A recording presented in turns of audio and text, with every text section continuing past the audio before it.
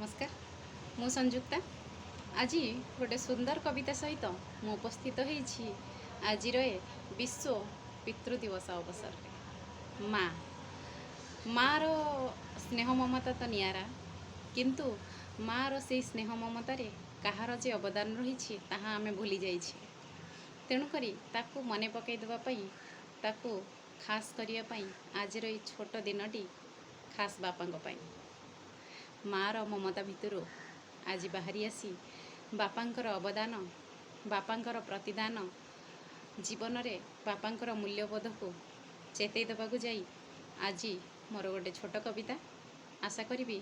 आपण मानू निश्चय भल लगे जदि भल लगे लाइक शेयर और सब्सक्राइब करने जमार भूलें नेक्स्ट टाइम गोटे सुंदर कविता सहित मु उपस्थित रही संयुक्ता तो चलतु कविताटी आवृत्ति करुछि कवितार शीर्षक बापा मु एक्चुअली बापा और माँ को विषय जो कविता गीत वर्तमान बाहरी श्रीचरण सर और मैम को नाटी मोर एक्चुअली मन नहीं से स्वर में मो कविताटी को रूप देछि कविताटी मु स्टार्ट करुछि।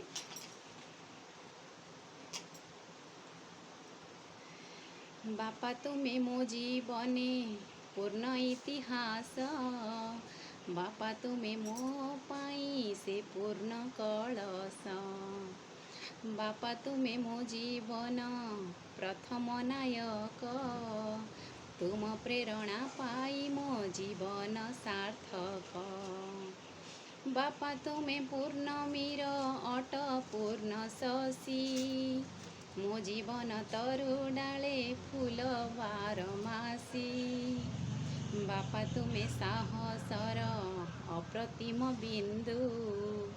मरुभूमि जीवन रे तुम्हें सात सिंधु बापा तुम्हें धैर्य आओ मो साहस बंध तुम मार्गदर्शन रे मो सुख स्वच्छंद्य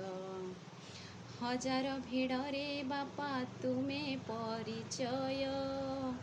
तुम लुह लहु सबु मो शरीरमय तुम्हें मोर निराशारे आशार किरण तुम केई कथा पद मो जीवन पण बापा तुम्हें ग्रीष्म काले मो शीतल छाया से शीतल परसरे तृप्त मोर काया जीवन युद्धरे तुम्हें अट मोर ढाल तुमको छुईनी केबे कहा माया जाल मो जीवन श्रावण रे तुम्हें मथा छात तुम दर्शन संहिता मो वेद साहित्य अजाचित अनुग्रह तुम्हें क्षमा धारा तुम्हें मोर शक्ति आओ मो नयन तारा तुम कोल मो झूलना तुम्हें महामान्य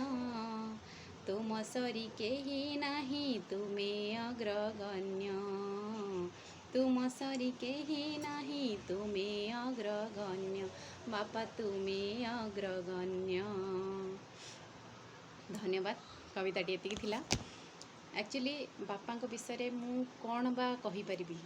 बहुत लोग बहुत कथा कविता लिखि जाइछंती गीत माध्यम बोली जाइछंती किंतु से जो बंधटी आम जीवनर मेघनाद प्राचीर साजी आमको सुरक्षा प्रदान करथांती आमर पाखे पाखे रही था जीवन में आमको कहीं भल पाऊ किंबा न पाऊ तांकर साहस तांकर मार्गदर्शन आमको बंचिबार राह देखाई थाए आउ सी आमर साहा ही आम सांगरे सबु बेले रही था केते अशांति होंतु केते मन दुख करंतु केते आमे तांको कष्ट देउ किंतु क्षमार धारा सदृश अबारित स्नेह वर्षा कर दे थांती से क्षमार मूर्तिमंत प्रतीकटीए परी सबु बेले हसी दे थांती पिठी थापुड़े दे थांती मु अछि तू चिंता करना बापा हेउछंती सेही छात जहाँ तले आश्रय नापी समस्ते खोजी था जीवन में आमे बहुत किछि जिनस पाई थाउ से भितरु गोटे अमूल्य जिनस हेउछि पिता आम बापा କାରଣ ସମସ୍ତଙ୍କ ଭାଗ୍ୟରେ ପିତାଙ୍କର ଆଶୀର୍ବାଦ ନଥାଏ, ସମସ୍ତଙ୍କ ଭାଗ୍ୟରେ ମାତାଙ୍କର ମଧ୍ୟ ଆଶୀର୍ବାଦ ନଥାଏ। ସେଇମାନେ ହିଁ ଭାଗ୍ୟବାନ ହେଇଥାନ୍ତି ଯେଉଁମାନେ ଏଇ ଦୁଇ ଜଣଙ୍କର ଆଶୀର୍ବାଦ ପ୍ରାପ୍ତ କରି ସଂସାରରେ ଜୀବନର ବାଟ ଚାଲିଥାନ୍ତି। ମଣିଷର ସ୍ୱଭାବ ହେଉଛି ଯେତେବେଳେ ଜିନିଷଟି ତା ପାଖରେ ଥାଏ, କୌଣସି ବି ମୂଲ୍ୟବାନ ଜିନିଷ ହେଉ, କୌଣସି ବି ଛୋଟକାଟିଆ ଜିନିଷଟେ ହେଉ ନା କାହିଁକି, ସେ ତା'ର ମୂଲ୍ୟକୁ ଭଲସେ ବୁଝିପାରିନଥାଏ। ଯେତେବେଳେ ସେ ଜିନିଷଟି ତା ପାଖରୁ ଦୂରେଇ ଯାଇଥାଏ, ସେଇ ଆପଣାର ମଣିଷଟି ତା ପାଖରୁ ଦୂରେଇ ଯାଇଥାଏ, ସେତେବେଳେ ତା'ର ମୂଲ୍ୟବୋଧ ତାକୁ ମନେ ପଡ଼ିଥାଏ ଏବଂ ସେଇ ମୂଲ୍ୟବୋଧକୁ ସେ ଘାରି ହେଇଥାଏ। ସେଦିନ କେତେ ସୁନ୍ଦର ଥିଲା, କେତେ ପ୍ରିୟ ଥିଲା ମୋର, ଆଉ ସେଇ ଅମୂଲ୍ୟ ବ୍ୟକ୍ତି ଜଣଙ୍କୁ ଖୋଜି ବସିଥାଏ।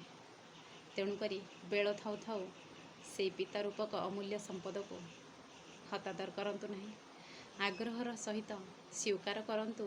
ଚାହେ ସେ ଶିକ୍ଷିତ ହୁଅନ୍ତୁ, ଅଶିକ୍ଷିତ ହୁଅନ୍ତୁ, ଭଲ ହୁଅନ୍ତୁ, ମନ୍ଦ ହୁଅନ୍ତୁ, ଆମକୁ ସେ ସମ୍ଭାଳିଛନ୍ତି। ଏବେ ବର୍ତ୍ତମାନ ଆମର ସମୟ, ଆମେ ତାଙ୍କୁ ସମ୍ଭାଳି ନେବା। ଏଇ କେଇପଦ କଥା ଦ୍ୱାରା ମୁଁ ଭାବୁଛି କିଛି ଜଣ ଅନୁପ୍ରାଣିତ ହେବେ, କାରଣ ସବୁ ମଣିଷ ସମାନ।